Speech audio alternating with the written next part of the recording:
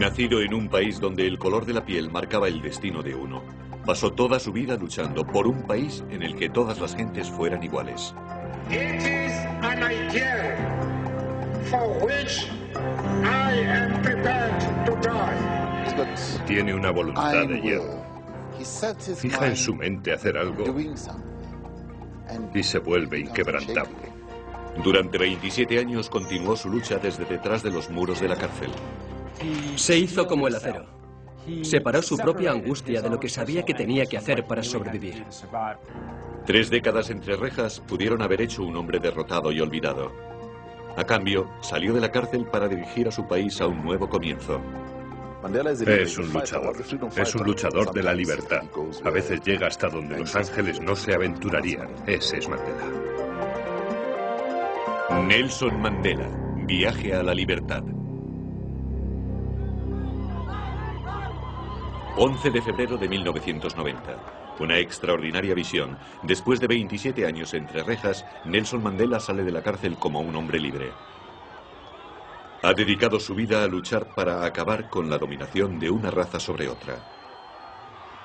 Y esta liberación promete todo un nuevo capítulo en la historia de Sudáfrica. Ha sido un largo viaje hasta este momento. Un viaje que empezó en un remoto rincón de esta preciosa tierra.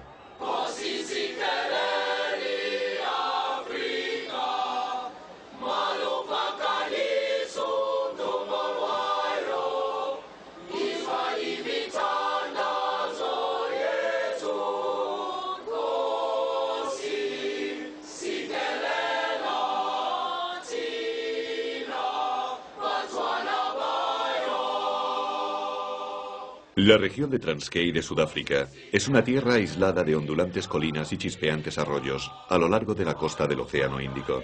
Aquí, el 18 de julio de 1918, nació Nelson Mandela dentro de la realeza africana. Su padre, un jefe de tribu, llamó a su hijo Rolihlahla, que significa alborotador. El mundo del joven fue totalmente africano, invariable durante cientos de años. Creció en un mundo aparte. Básicamente era un mundo africano. No creció entre blancos y no tenía el sentimiento de inferioridad que tienen muchos africanos, porque era todo su mundo. Era el mundo de su madre y de su padre. El mundo de su aldea. Era una sociedad ritualista. Las familias importaban. Era un vaquero. Iba a pastar el ganado por las mañanas. Bebía la leche de las ubres de las vacas. Era la existencia más simple que puedan imaginarse. Su padre era rico según el promedio local. Tenía suficiente ganado como para pagar a 4 esposas que le dieron 13 hijos. Su tercera esposa, la madre de Rolihlahla, vivía en una aldea cercana y allí el joven pasó los primeros años de su niñez. Era un mundo idílico. Era un vaquero. Se peleaba con un palo con otros chicos y era muy buen luchador. Al anochecer robaban harina de maíz o mazorcas y las asaban bajo las estrellas. Pero existía otro mundo más allá de esa aldea, el mundo de los blancos, del que el muchacho sabía lo suficiente para temerlo. Él, siendo niño, veía a los blancos como dioses que venían desde otro lugar que él no conocía y que ocasionalmente les visitaban y les miraba con temor y respeto, porque veía la forma en que los mayores e incluso su padre trataban a los blancos, y supo, de la forma que intuyen los niños, que algo ocurría, algo que le daba un poco de temor y de miedo. Rolihlahla tenía solo 7 años cuando ese mundo blanco le causó un fuerte impacto.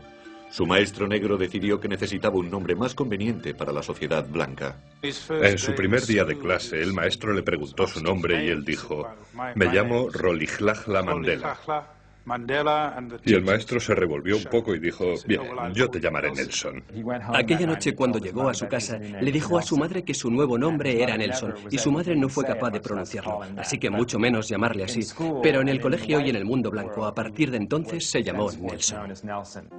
Para Nelson, la idílica vida de niño de aldea terminó bruscamente cuando solo contaba 9 años. Su padre murió y fue separado de su madre para vivir en el gran lugar, bajo la custodia del regente, el que dirigía el destino de los Tembu, donde crecería para ser un dirigente. Para él fue como la ciudad Esmeralda, el país de Oz. Fue fantástico. Iba más allá de su imaginación lo grande que era ese lugar. Allí era donde era el rey, el regente. Vivía, y él fue allí y se quedó, ya sabes, asombrado de aquella grandeza. El gran lugar era el centro de la vida de los Tembu. Cuando tenían que resolverse asuntos, los jefes de las zonas lejanas se reunían aquí para encontrarse con el regente. Y Nelson observaba todo esto con admiración y respeto, porque todos esos jefes eran grandes hombres, eran muy elocuentes y fuertes. Y cuando tenían estos encuentros, cada uno de ellos hablaba por turno. Muchos de ellos criticaban al regente severamente y a Nelson como niño le sorprendía mucho y eso se convirtió para él en un símbolo de lo que debía ser una democracia. El regente crió a Nelson como a su propio hijo y le encaminó para ser un consejero del nuevo rey.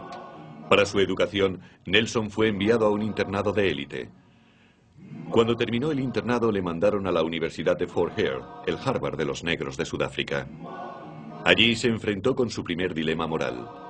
Fue elegido como representante de los estudiantes en una votación que él consideraba injusta. Cuando rechazó el puesto, fue expulsado. El asunto fue de gran relevancia, pero Nelson lo vio como una cuestión de principios y no cedió. Su inquebrantable determinación por seguir su sentido de la justicia le caracterizó el resto de su vida. A la edad de 21 años, Nelson regresó a Transkei y descubrió que el regente le había buscado una novia. Nelson se sobresaltó. No estaba preparado para una vida de matrimonio, ni tenía intención de casarse con una chica local, así que se marchó a Johannesburgo. En 1941, Johannesburgo le abrió los ojos sobre la auténtica Sudáfrica. Aquí existía un mundo de injusticias debido a la separación de las razas. Era un mundo al que nunca antes tuvo que enfrentarse. Realmente creo que la eliminación y la relativa protección del principal peso del racismo de los blancos le habría salvado del impacto decisivo que el impacto psicológico que muchísimos negros sudafricanos sufrieron en su época. En 1941, Sudáfrica no era solo un país de africanos dirigido por blancos. Era un país en el que los africanos se veían forzados a enfrentarse a su disminuido estatus cada día de su vida, de la mañana a la noche. La separación de los blancos definía totalmente la vida de los africanos, desde el hospital donde nacían hasta el autobús que les llevaba a casa en la ciudad donde vivían o a la escuela donde acudían.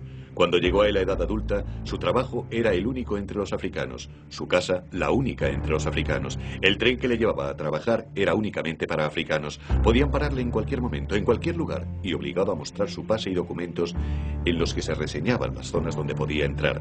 Por primera vez en su vida, Mandela se vio a sí mismo como un hombre negro en una sociedad blanca.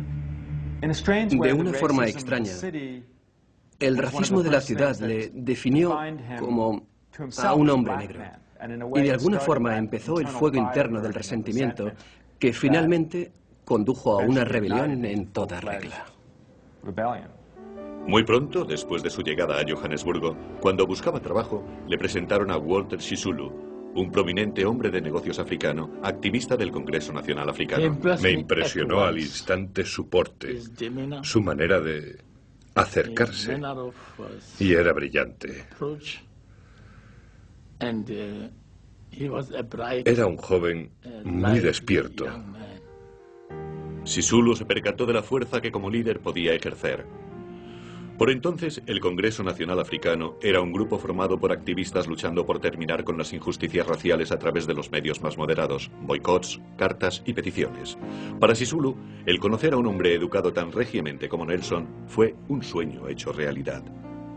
Con la ayuda de Sisulu, Mandela empezó a trabajar como oficinista en una firma de abogados durante el día y por la noche continuaba con los estudios de leyes. Walter empezó a llevarle a reuniones y tal como había hecho siendo un jovencito, observaba y escuchaba. Escuchaba los discursos, captó la variedad de opiniones y empezó a politizarse. Mi enfoque era que tenía al hombre adecuado y si podía, quería desarrollarle lo máximo posible. En la organización fue subiendo muy despacio. Aún era muy tímido. Todavía era reacio a hablar en público. Se daba cuenta y era consciente de su inglés, el cual pensaba que no dominaba bien. Así que en su primera etapa no habló demasiado. Fue en esa época cuando Nelson se enamoró de una prima de Sisulu, Evelyn, y a los pocos meses se habían casado. Era 1944, casi al final de la Segunda Guerra Mundial, y nacía una nueva era para la resistencia política de Sudáfrica. Los negros sudafricanos trabajaban en las fábricas ayudando a esa guerra que luchaba en nombre de la libertad y democracia que a ellos se les negaba. Fue con el espíritu de estos ideales con el que Nelson y otros jóvenes militantes del ANC formaron la Liga Juvenil dentro de dicha organización para fortalecer un enfoque más radical. En la comunidad negra se seguía dando el caso de sí amo, no amo. Y creo que ese tipo de actitud se extendió a la mayoría de los miembros del ANC. Y eso era lo que Mandela estaba desafiando y cambiando con la militancia que él, Sisulu y otros trajeron a través de la Liga Juvenil. El joven empleado de un bufete que rehusaba hablar en público dejó de ser tímido. Él y otros de la Liga Juvenil pronto llevarían a la ANC hacia una nueva dirección que redefiniría para siempre la lucha por la libertad en Sudáfrica. 1946. Nelson Mandela tenía 28 años y empezaba a tener una vida relativamente cómoda en Johannesburgo. Nació su primer hijo, un varón, y por primera vez tenía una casa en propiedad y podía disfrutar de una vida normal y feliz. Pero no iba a durar. La vida estaba a punto de cambiar para cada uno de los negros sudafricanos. Los afrikaners, nacionalistas blancos, llegaron al poder en 1948 con la promesa a los blancos de una total separación de razas. El nuevo gobierno adoptó rápidamente una serie de brutales leyes represivas. Se le llamó apartheid y su intención era mantener para siempre la supremacía blanca. Los negros comprendieron al instante que ahora eran el enemigo en su propio país. Hasta el mismo Nelson vio el cambio en la vida de Sudáfrica, vio cómo se saltaban las leyes y vio oscuros nubarrones amenazadores en el horizonte, tal como lo describió una vez. Cuando concentró su mente, la concentró en sus propias ambiciones políticas. Decididos a defenderse, Mandela y demás activistas lanzaron la campaña de oposición, un programa de desobediencia civil sin violencia. La campaña se esparció como el fuego entre la comunidad negra, ciudad tras ciudad. Miles de africanos se pusieron en acción políticamente por primera vez en su vida y desobedecieron las leyes del apartheid. Fue Mandela el que organizó la ayuda para dicha campaña y su clamoroso éxito le hizo ser conocido en todo el país. Mandela representaba la línea divisoria, el cambio del viejo enfoque constitucional a un enfoque más desafiante, asertivo y agresivo, y eso naturalmente le dio una imagen muy particular. Se convirtió en el símbolo de la militancia para la juventud de aquella época, y eso lo transmitió al ANC. A finales de 1952, Mandela se había convertido en una tremenda espina para el gobierno, por lo que se decidió silenciarle, y le enviaron una orden de inhabilitación. Esto redujo sumamente su libertad de hablar y de movimiento. No podía asistir a reuniones públicas o hablar a más de una persona a la vez. Ni siquiera podía asistir a la fiesta de cumpleaños de su propio hijo. A partir de ahí, Mandela tuvo que continuar la lucha tras el escenario. Pero la primera en sufrir las crecientes presiones fue su familia. Cuenta la historia que en las contadas noches en que acostaba a sus hijos, su hijo le decía: «Papá, ¿por qué no estás más en casa? ¿Por qué no nos acuestas todas las noches?» Y él tenía que decirles esas tremendas y horribles cosas, según él, de que en el mundo había cientos, miles de niños más y que él también debía preocuparse por ellos. Mandela luchó contra el apartheid, no solo políticamente, sino profesionalmente. Él y su amigo Oliver Tambo fundaron el único bufete de abogados negros de Sudáfrica. Eso era como la meca de todas las personas negras de Sudáfrica que tenían problemas legales. Solo tenían ese bufete de abogados y la gente iba a visitarles. Para entrar cada día en su despacho, tenía que pasar a través de docenas de personas que esperan en el vestíbulo para verle. Era el joven mejor vestido de todos nosotros. Andaba erguido y se acercaba a preguntar a los testigos con una gran confianza.